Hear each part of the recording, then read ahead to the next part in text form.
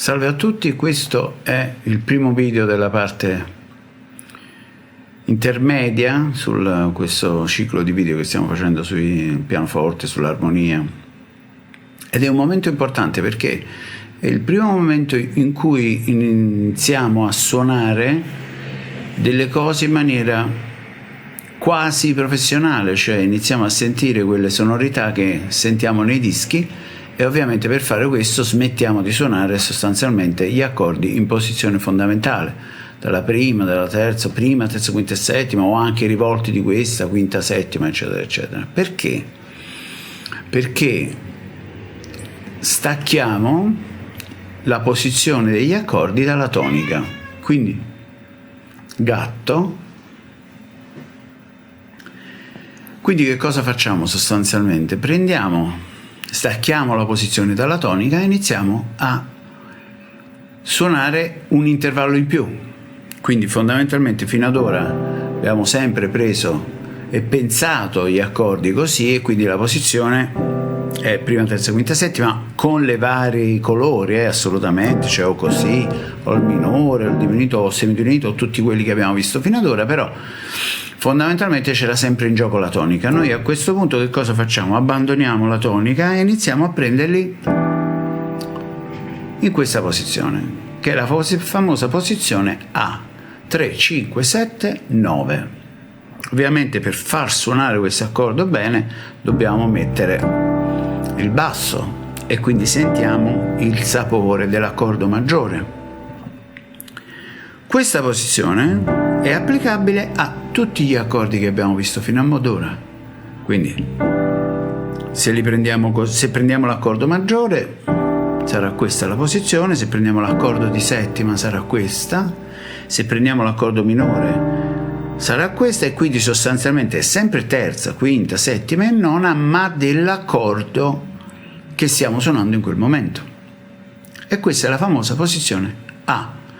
Esiste una differente combinazione di queste quattro voci, terza, quinta, settima e nona, che è altrettanto importante, si chiama posizione B, ed è la posizione dalla settima. Quindi invece di essere terza, quinta, settima e nona sarà settima, nona, terza e quinta. Quindi il Do maggiore suonerà così, e ovviamente si sente che da questa a questa c'è una bella differenza.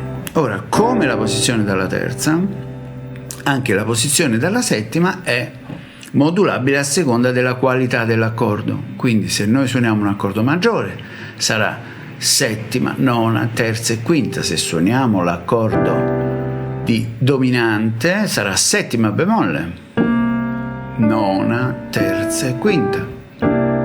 Se sarà l'accordo minore sarà terza bemolle, settima bemolle, nona, terza bemolle e quinta, il semidiminuito, eccetera. Ok, quindi sostanzialmente che cosa abbiamo?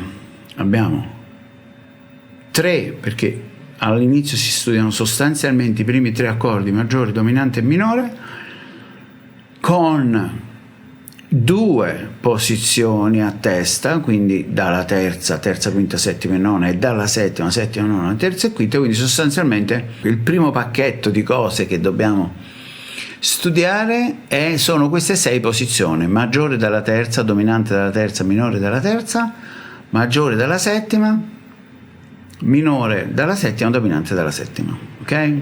Io consiglio come sempre studiare poco ma molto, quindi prendere una sola posizione, maggiori della terza, e lavorarli come sempre nello stesso modo, visualizzandoli, cambiando, se è possibile,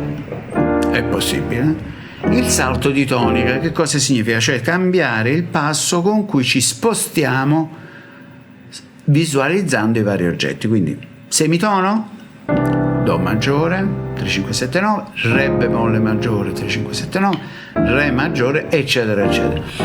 Per tono, allora significa che dopo Do non andremo a Re bemolle, ma andremo a Re invece. Andremo a Mi, andremo a Sol bemolle, La bemolle, eccetera. E questo vale sia per i maggiori che per i minori e per i settimi. Fatelo e inizierete a vedere che queste posizioni comunicano fra di loro, suonano già come, diciamo, i dischi, e quindi aprono una nuova possibilità di colori. Buon lavoro!